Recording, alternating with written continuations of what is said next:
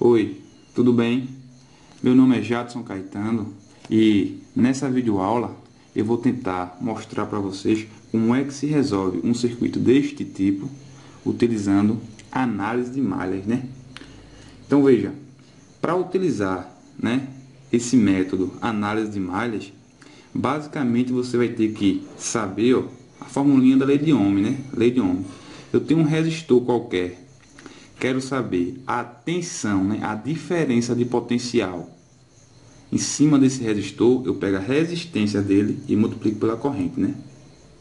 Só lembrando, unidade de tensão, volts, unidade de resistência, ohms, unidade de corrente, amperes, né? Então vamos aqui, ó, para este circuito aqui simples, né, de duas malhas. Como é que você tem então que proceder para poder resolver? Você pega e faz o seguinte, ó.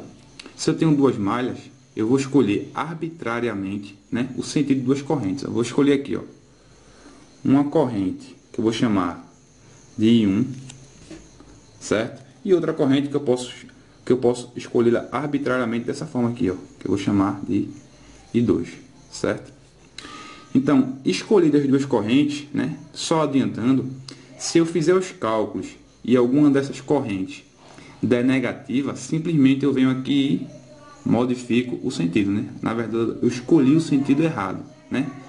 Se no final lá der negativo. Mas enfim, chegando lá a gente conversa sobre isso. O que é que você faz?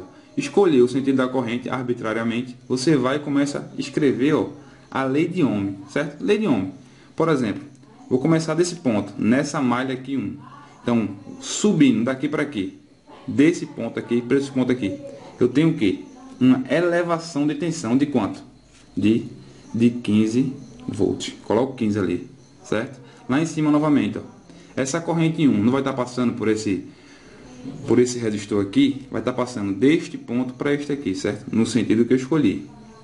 Então, se essa corrente está passando nesse sentido, ó, mais, menos aqui, ó, né? De acordo com o sentido da corrente, mais, menos. Por que mais, menos?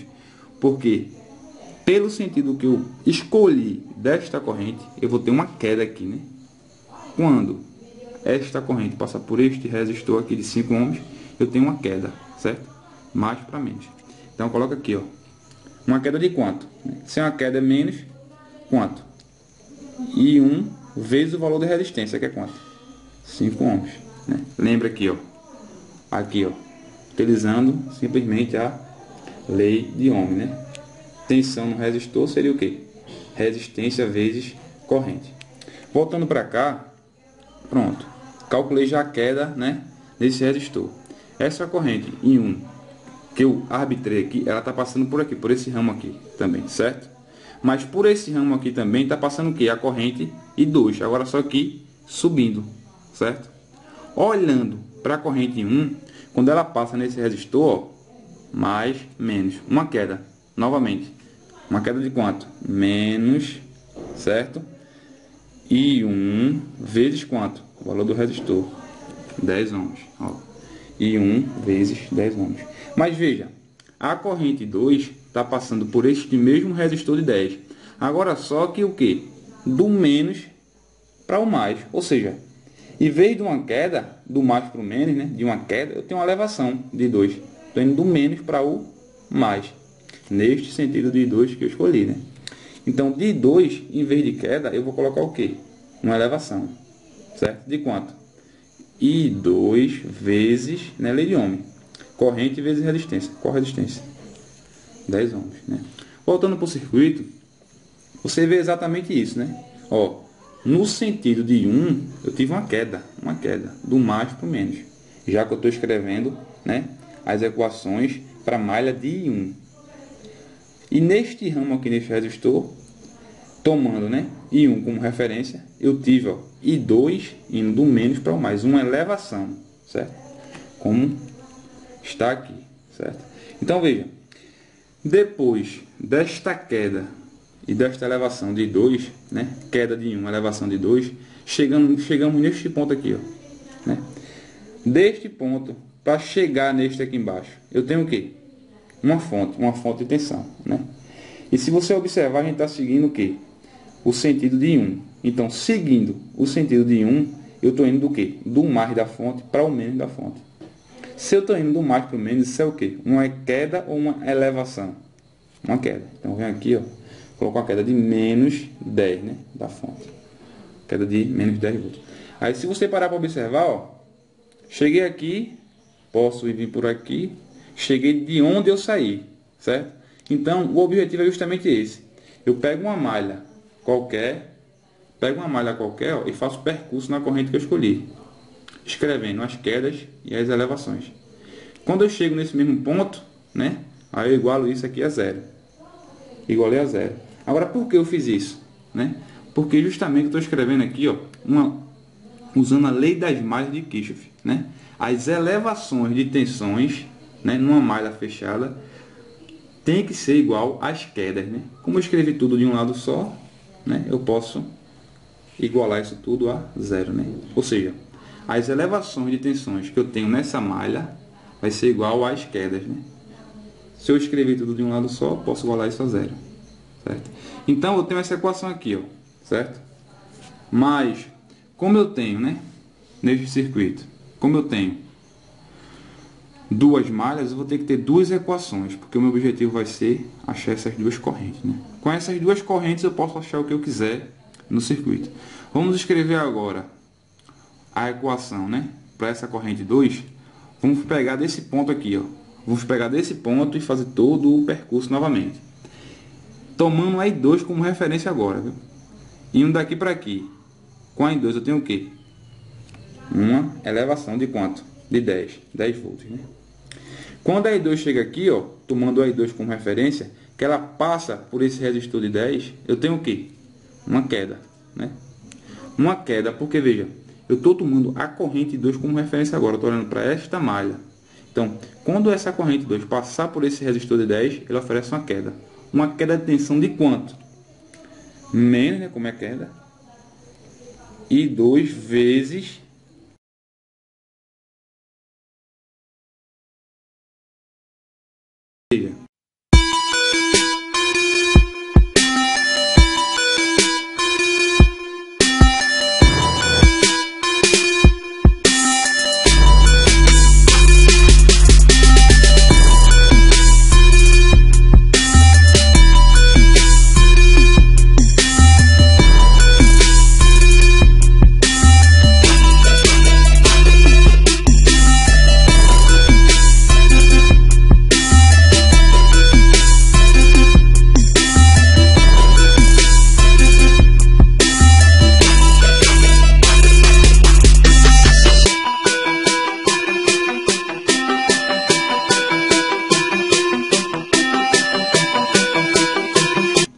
voltando, né, lá para a questão desta corrente aqui, ó, a I2 está passando daqui, do mais para o menos, tomando a malha da I2 como referência.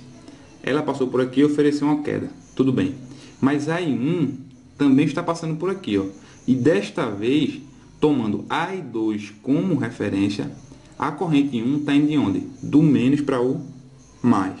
Então, no caso, neste caso aqui, né, novamente, a I1 está oferecendo o que aqui? Uma elevação, porque está indo do menos para o mais, né? Aí eu venho aqui, ó, e coloco mais I1 vezes o resistor dela, né? 10 ohms, né? Sempre assim, veja, sempre assim. Você sempre vai fazer isso. Você vai pegar uma corrente arbitrária como referência, certo? E vai escrever a equação desta malha tomando, né, esta corrente como referência. E sempre que esta corrente, por exemplo, a I1 aqui no caso, que você escolheu como referência, passar por um resistor, ela vai oferecer uma queda de tensão no sentido da mesma. Ou seja, no primeiro caso aqui, quando I1 passou por aqui, uma queda no sentido de I1. Quando I1 passou por aqui, uma queda no sentido de I1, certo? Esta fonte aqui, ó, com I1, está desta forma, uma queda no sentido de I1. Já aqui, quando eu peguei a corrente 2, estou pegando a I2 agora como referência. O que acontece? I1 e 2 aqui, ó, está indo de onde? Do menos para o mais, né? Do menos para o mais. Então já ofereceu uma elevação, né? Uma elevação. Quando passou por aqui, ó, a I2, no sentido da I2, né, uma queda. E já a I1, neste caso, né, tomando a I2 como referência aqui na malha da I2, foi do menos para o mais. Por isso, este mais aqui, certo? Aí, só que a I2 chegou aqui, ó, ela continua, né? Então, ela vai passar por aqui, I2, mais, menos.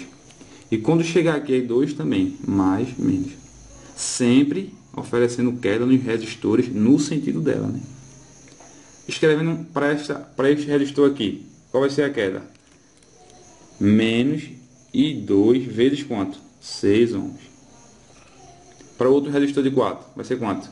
Menos I2 vezes 4 ohms.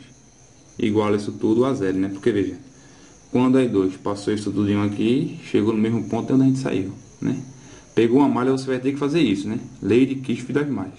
Você vai sair de um ponto, escrever todas as quedas e todas as elevações de tensão, né? E chega no mesmo ponto. Chegou no mesmo ponto, você iguala isso a zero, certo? Então veja, tenho duas equações, né? Tenho duas equações e duas variáveis, né? I1 e 2. Tenho duas equações com duas variáveis, né? Consigo facilmente encontrar essas duas variáveis, né? Posso utilizar o método que você bem entender, né? Método da adição, substituição, certo? No caso aqui, ó, simplificando essas duas equações, eu vou ter na primeira, eu vou ter 3 vezes I1 menos 2 vezes I2 igual a 1. Simplificando essa primeira aqui, certo? Simplificando essa segunda equação aqui, ó, você vai ter o que? Você vai ter I1 igual a 2 I2 menos 1, certo? Quando você simplificar isso aqui. Aí aqui, ó, eu vou utilizar um método da substituição, certo? Vou pegar o valor de 1 que está aqui embaixo, né, que é isso, e vou jogar na equação de cima. Ou seja, jogar I1 aqui, ó.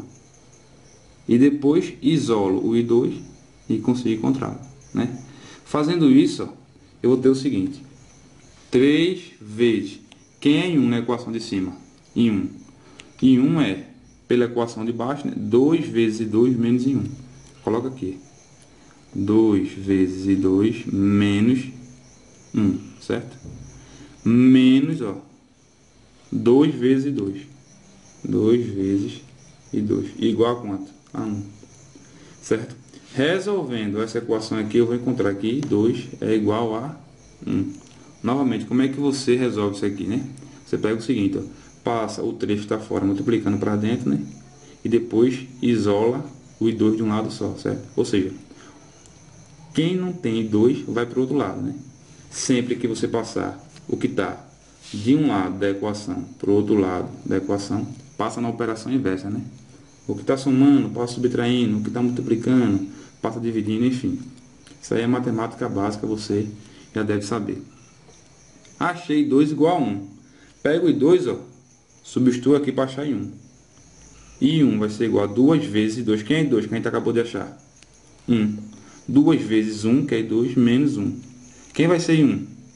1 também, né? Então veja, perceba que o valor de 1 e o valor de 2, né, deu ambos 1. Então, ou seja, ambos positivos. Então, esse sentido de corrente que a gente escolheu aqui, está correto, né?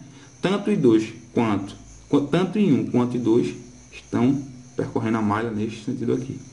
E só, né, para deixar bem claro, o valor de 1 foi igual a I2, que foi igual a 1 ampere, né?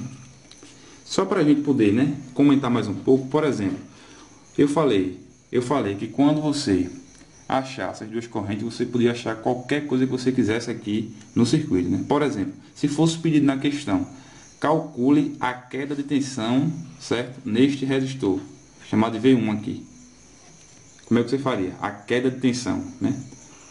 Você faria o seguinte, usando a lei de Ohm, queda de tensão vai ser igual a resistência vezes corrente, né? Esse V1 vai ser igual a quê? A resistência dele, que é quanto? 4 ohms, vezes a corrente que passa por ele, que é I2.